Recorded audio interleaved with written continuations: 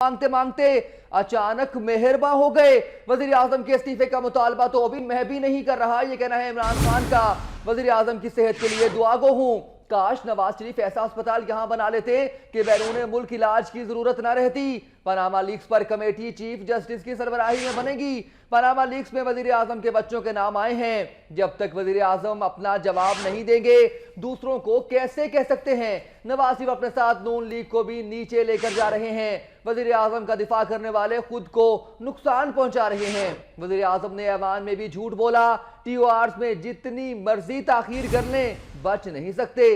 वजीर आजम 4 सवालात का जवाब दे देते तो बात खत्म हो जाती। वजीर आजम इतनी गर्मी में जलसे भी कर रहे हैं, वो भी मौलाना फजलुर रहमान के साथ। साबिक गवर्नर खैबर पख्तूनख्वा इफ्तिखार हुसैन शाह PTI में शामिल हो गए हैं। अहम खबर से आपको अपडेट करने हैं। पनामा लीक्स पर कप्तान ने एक और यू टर्न ले लिया है। 1.5 माह तक मुसलसल वजीर आजम से इस्तीफा मांगते मांगते अचानक ही बेरबा हो गए। वजीर आजम के इस्तीफे का मुतालबा तो अभी मैं भी नहीं कर रहा, ये कहते हैं इमरान खान।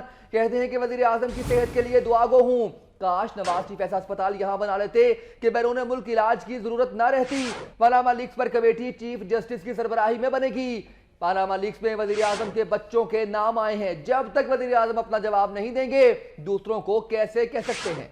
इमरान खान इस्लामाबाद में प्रेस कॉन्फ्रेंस कर रहे थे। साबिक गवर्नर खैबर पख्तूनख्वा इफ्तिखार हुसैन शाह PTI में शामिल हो गए हैं और इसी मौके पर इमरान खान ने प्रेस कॉन्फ्रेंस भी की थी।